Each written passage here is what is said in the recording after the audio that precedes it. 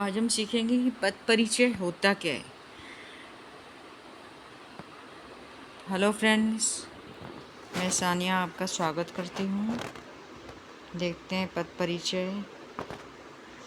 अब देखो, पद होता क्या है। यहाँ पर हमको राम दिया हुआ है और राम स्कूल जाता है। दो चीज़ें दी हुई है। तो अगर राम सिंगल वर्ड आए तो वो है शब्द, और राम स्कूल जाता है तो वो है पद। अब इसमें हमको पता लगाने के लिए हमको ग्रामर की, व्याकरण के कुछ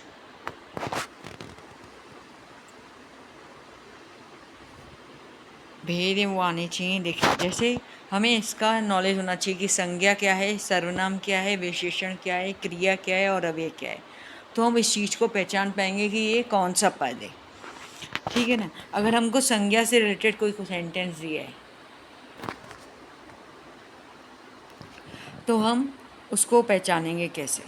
तो सबसे पहले आप क्या करना है, टेबल रन कर लेना। अब संज्ञा का अगर कोई सेंटेंस आ रहा है, जैसे मैंने कोई नाम ले लेते हैं, जैसे राम स्कूल जाता है, तो राम क्या है, संज्ञा है। तो ये संज्ञा से रिलेटेड सेंटेंस है। तो संज्ञा में क्या क्या आएगा, संज्ञा में हम क्या बताएंगे, लिंग बताएंगे, वचन बताएंगे और कारक बताएंगे। मोस्टली हम वही बता रहे हैं सभी में कि लिंग, वचन और ये कौन सा कारक है।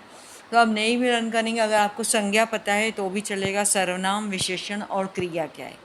ठीक है, देखते हैं फर्स्ट कि जैसे राम बाजार से सामान लाया, तो राम बाजार से सामान लाया, तो राम क्या है, राम संज्ञा है। तो ये कौन सी संज्ञा है, तो ये व्यक्तिवाचक संज्ञा है। तो हम लिखेंगे ये व्यक्तिवाचक संज्ञा है।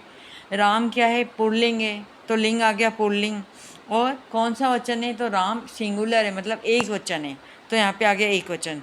बाजार से सामान लाया मतलब उसने कुछ काम किया है, तो ये कौन सा कारक हो गया, ये हो गया कर्ता कारक। ठीक है, वो कुछ काम कर रहा है। सेकंड है कि मैंने हरी गाय को घास खिलाई। अब मैंने हरी गाय को घास खिलाई, गाय के हरी कैसी है, गाय कैसी है, हरी। तो हरी कैसा है, हरी क्या है, गुणवाचक विशेषण है। हम उसकी विशेषता बता रहे हैं कि ये हरे कलर की गाय है। और इसका लिंग कौन सा है, स्त्रीलिंग है। और वचन क्या है, एक वचन है, क्योंकि हरी गाय एक ही है। ठीक है।